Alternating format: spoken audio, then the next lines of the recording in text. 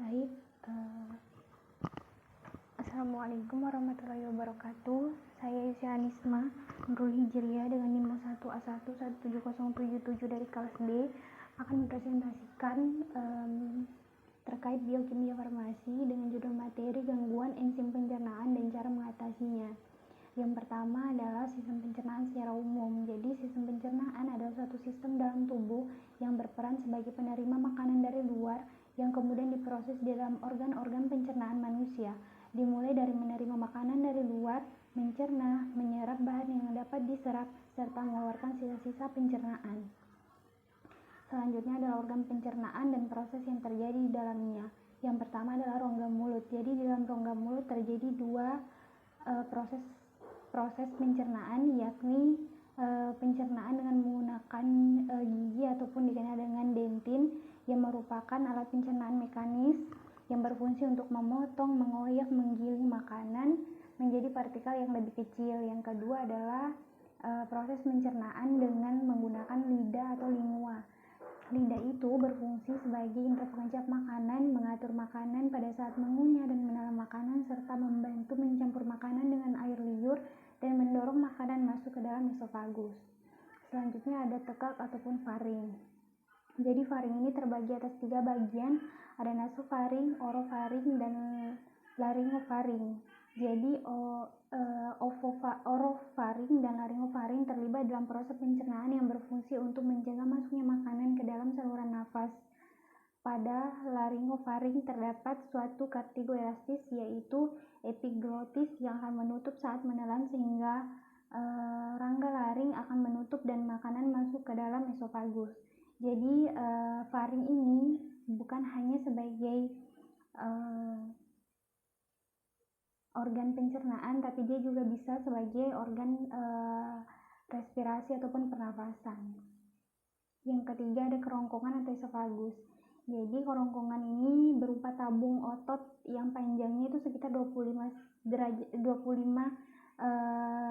cm.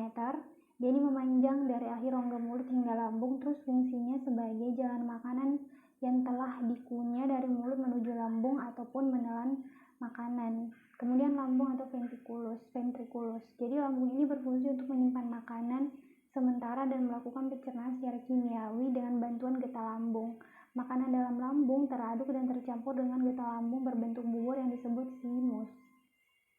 Nah, pada bagian ujung pilorus terdapat otot sphincter yang berfungsi untuk mengatur sinus turun ke usus halus yang dibantu oleh gerak peristaltik.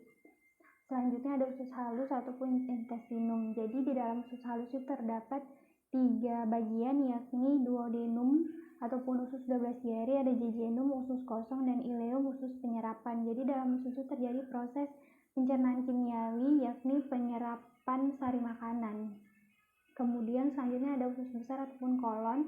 Jadi dalam usus besar ini terjadi proses pembusukan sisa makanan yang dibantu oleh bakteri E. coli. Fungsi utama organ ini itu ataupun fungsi utama dari usus besar itu menyerap air sama proses pencernaan, membantu feses, mendorong sisa makanan hasil pencernaan keluar dari tubuh, dan membentuk lendir untuk melumasi permukaan mukosa. Selanjutnya ada anus ataupun rektum. Jadi bagian kolon paling akhir itu disebut anus, panjangnya itu kurang lebih 15 cm. Dia berfungsi sebagai tempat penyimpanan sementara feses, menahan feses agar tidak keluar tiba-tiba, dan membantu feses keluar dengan gerakan peristaltik. Selanjutnya adalah enzim pencernaan dan fungsinya. Jadi ada beberapa enzim yang membantu proses pencernaan. Yang pertama itu dalam rongga mulut ada enzim amilase yang berfungsi mengubah karbohidrat menjadi maltose dan dextrosa.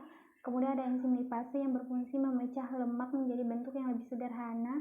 Ada enzim petialin yang berfungsi mengubah amilum ataupun sel tepung menjadi glukosa sebagai bahan energi bagi tubuh. Kemudian di dalam lambung ada enzim pepsin. Dia ini berfungsi untuk mengubah amilum menjadi maltosa dan glukosa. Ada enzim lipase steapsin berfungsi untuk mengemulsi lemak menjadi asam maltosa dan gliserol. Kemudian ada enzim tripsin yang berfungsi mengubah pepton menjadi polipeptida ataupun asam amino. Kemudian yang terakhir ada enzim renin yang berfungsi untuk mengendapkan kasein yang ada di dalam susu. Yang terakhir adalah enzim di dalam usus halus. Nah, enzim yang pertama adalah enzim sakrase. Dia ini berfungsi mengubah ataupun menguraikan sukrosa menjadi glukosa dan fruktosa. Enzim maltase berfungsi mengubah maltosa menjadi glukosa, dan enzim isomaltase ini berfungsi untuk zat maltosa menjadi komaltosa yang susunannya lebih sederhana. Kemudian penyakit terkait enzim pencernaan dan cara mengatasinya. Jadi ada sebuah penyakit yang disebut tukapektik, di mana tukapektik ini merupakan suatu penyakit akibat gangguan pada saluran gastrointestinal ataupun saluran pencernaan atas yang disebabkan oleh sekresi asam dan pepsin yang berlebihan pada mukosa lambung.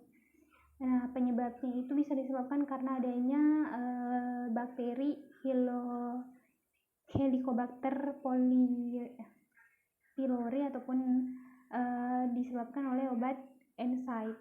Nah, gejalanya biasanya yang ditimbulkan yakni mual, muntah, nyeri ulu hati, bersendawa, penurunan berat badan, anemia, mudah merasa kenyang, dan fesesnya berwarna gelap. Kemudian tata laksananya, jadi tujuan untuk pengobatannya ditujukan untuk meningkatkan kualitas hidup pasien, menghilangkan keluhan, menyembuhkan tukak, dan mencegah kambuhan dan komplikasi. Beberapa jenis obat yang bisa digunakan ada antasida, ada PPI ataupun proton pump inhibitor seperti esomeprazol, lansoprazol, omeprazol, pantoprazol, dan rabeprazol. Kemudian dapat juga digunakan obat antagonis reseptor H2 histamin seperti simetidin, famotidin, nisatidin, dan ranitidin. Serta ada juga obat sukralfat dan adapun obat golongan analog prostaglandin seperti misoprostol. Baik, itulah tadi presentasi dari saya. Kurang lebihnya mohon dimaafkan. Saya akhiri. Assalamualaikum warahmatullahi wabarakatuh.